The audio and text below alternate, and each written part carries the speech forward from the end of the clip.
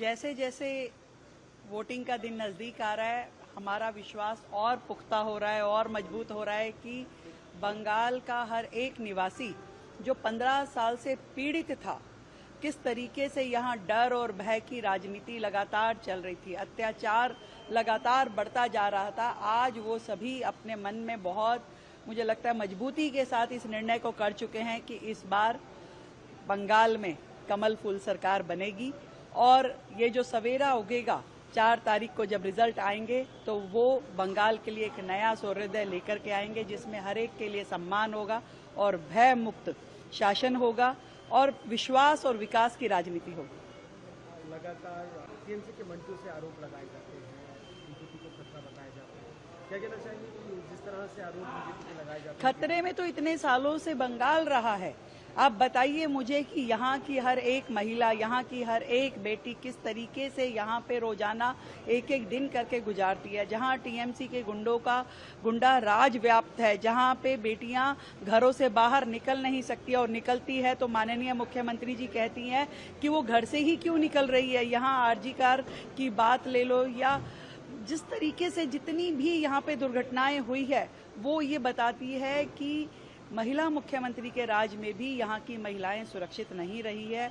ये बहुत ही अफसोस की बात है। कटमनी का यहाँ पूरे शासन प्रशासन में व्याप्त भ्रष्टाचार है, चाहे रोजगार हो, चाहे नौकरी हो, चाहे कुछ भी काम सरकार से करवाना हो, बिना कट महीने के होता नहीं है। और माफिया जिस तरीके से पूरे के पूरे शासन में व्याप्त हैं, हर जगह माफिया जुड़ा हुआ है, वो भू माफिया हो, वो हर जगह वो कोयले की खादान से लेकर के किसानों के खेत तक हर जगह माफिया व्याप्त है और लोग परेशान हैं।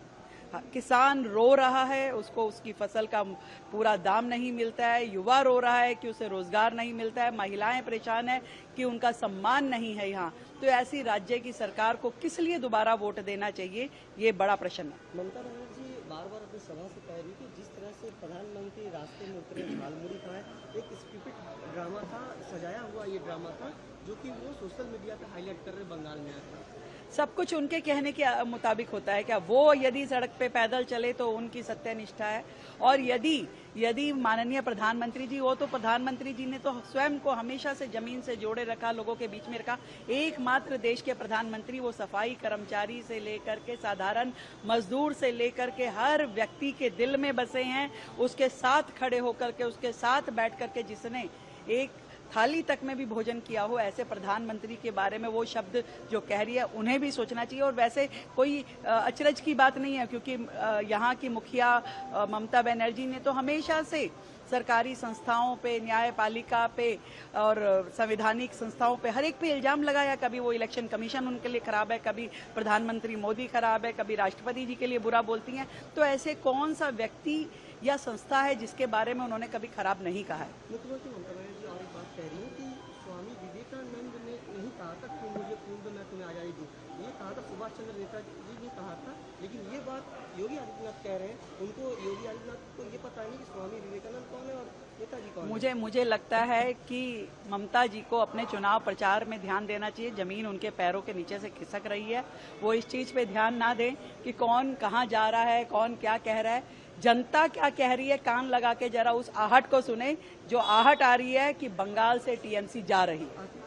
केजरीवाल ने जो अपील की थी कि जज को चेंज करने की, वो सारी हुई। बहुत ही शानदार वक्तव्य के साथ में कल न्यायपालिका ने जो अपना जजमेंट दिया है, हाईकोर्ट ने जो बात कही है, क्योंकि ये व्यक्ति जिसका नाम केजरीवाल है, जो दिल्ली में शराब घोटाले का इतना बड़ा गबन करता है और उसके बाद न्यायपालिका की सत्यनिष्ठा पे प्रश्न चिन्ह लगाता है, जजिस पे आरोप लगाता है, और उनका ये नेचर कि जब कोई जजमेंट उनके अनुकूल आ जाए तो वो अपनी पूरी टीआरपी, अपने पूरे माहौल को गर्म कर देते हैं कि कट्टर ईमानदार हूं मैं और इससे बड़ा न्याय कोई हो नहीं सकता।